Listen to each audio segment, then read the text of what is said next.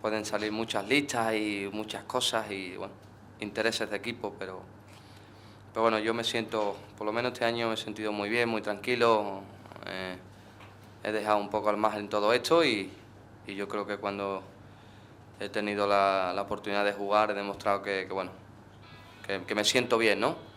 Y por parte de la directiva y del presidente, pues tengo su apoyo y es lo que me vale, ¿no? Muy bien, ¿no hay ninguna pregunta más? Gracias, buenas tardes. Gracias.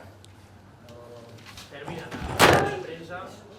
Joaquín Sánchez aquí en la sala de prensa en la sala de materna. Que no me paga, Aquí está la cosa de pa' bromas, Ahora voy a tener que pagar yo también.